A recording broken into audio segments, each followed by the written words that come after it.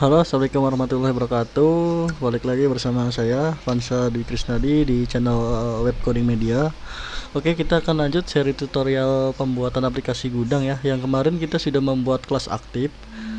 Jadi kita memilih tombol, kemudian itu tombolnya itu aktif. Kemudian kali ini kita akan belajar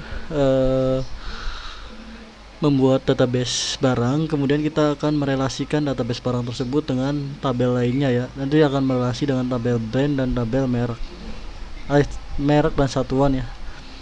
Oke, kita langsung saja. Pertama kalian buka SMBP nya.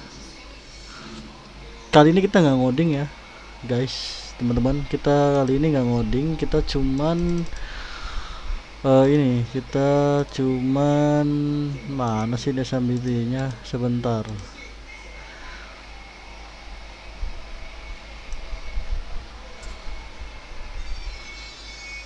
SMPP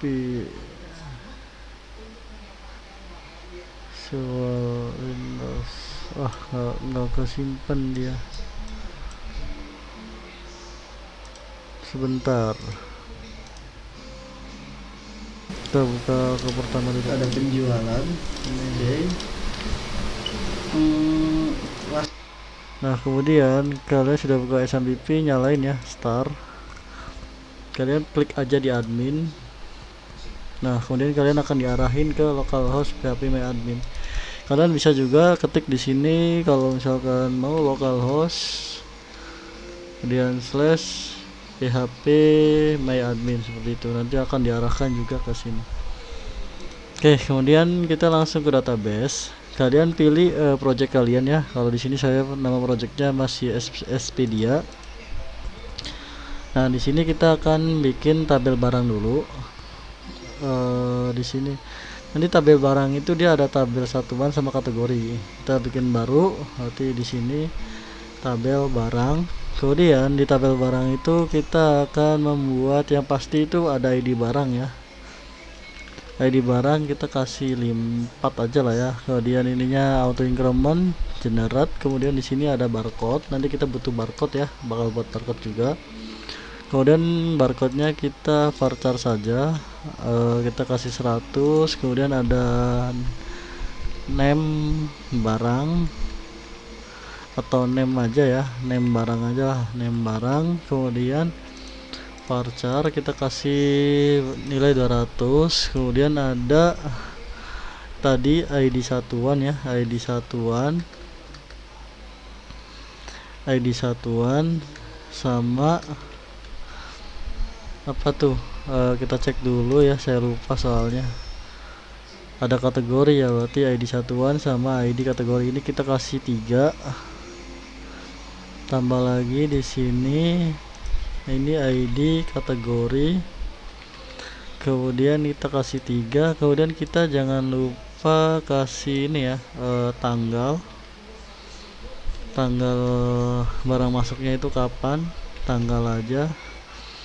Kemudian stoknya atau itunya berapa, stok. Kemudian ada usernya siapa, yang inputnya tuh. Oke, kita di sini user ID ya.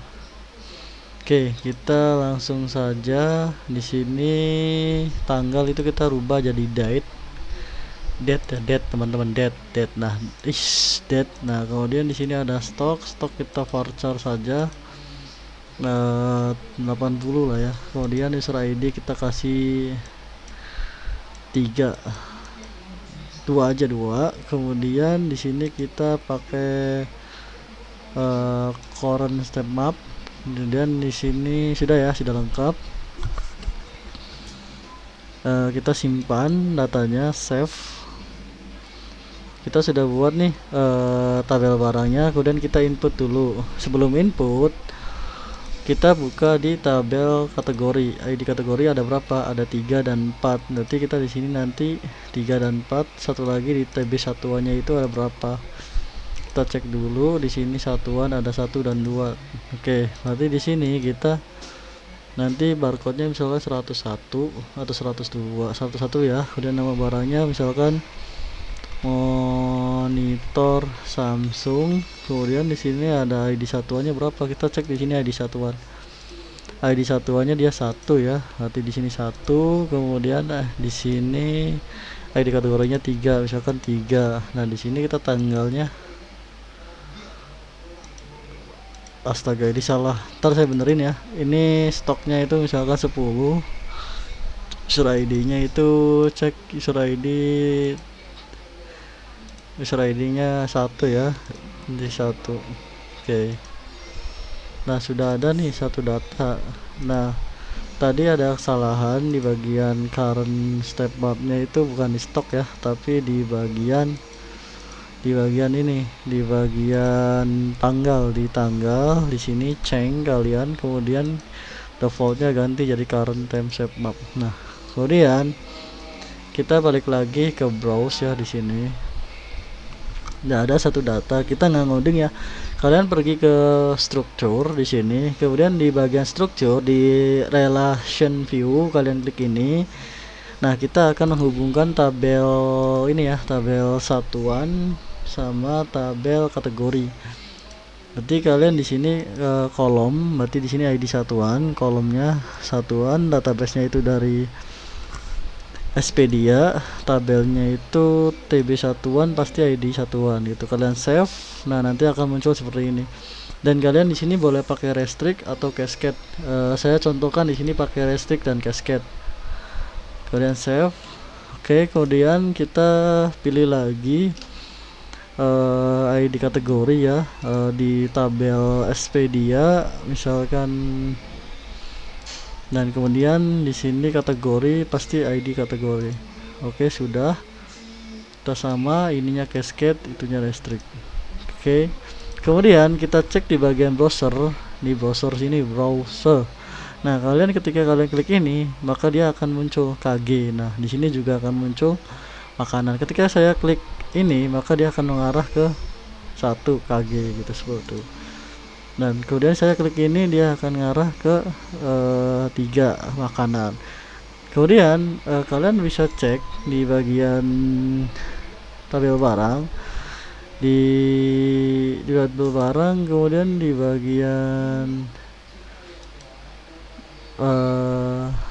di database ini, kemudian bagian more di designer kalian bisa cek. Nah di sini kita sudah berhasil menjoinkan ya, menghubungkan dua tabel lain dengan satu tabel. Jadi kita bisa menghubungkan dua tabel ini dengan satu tabel barang gitu. Nah di sini ada jadi ID satuan ini diambil dari ID satuan yang di sini, kemudian ID kategori ini diambil dari ID kategori yang di sini. Maka nanti kita akan ambil name kategori dan nama satuan, seperti itu.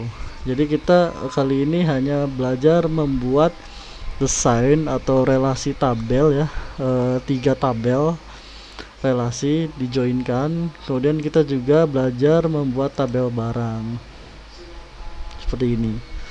Nah ketika kalian mau input lagi, misalkan contoh, saya contohkan lagi, misalkan coklat, ini ID-nya 102 misalkan, kemudian ini coklat. Nah di sini itu ada ID satuannya itu misalkan saya pakai MG. Nah di sini tuh ada ya, ada drop downnya, tadi kan nggak ada. Nah makanan, kemudian tanggalnya silakan tanggal 30, klik sini. Nah ini stoknya misalkan 100, user ID nya 1. Nah oh sudah ada, kita ganti ya, coba 3. Oh salah nih, harusnya di sini ini bentar, ini stoknya 100, user ID nya 1. Coba kita go, aduh, for in ya di barang ini hapus. Oke kita ulang, coba for in coba cek sudah. Coba kita coba lagi ya, 101 misalkan nama barang coklat, ID satuan itu KG, ininya makanan, kita asal aja stok 100, user ID 1. Coba kita go. Oke bisa ya, jadi seperti itu. Jadi di sini ada 2 coklat dan monitor.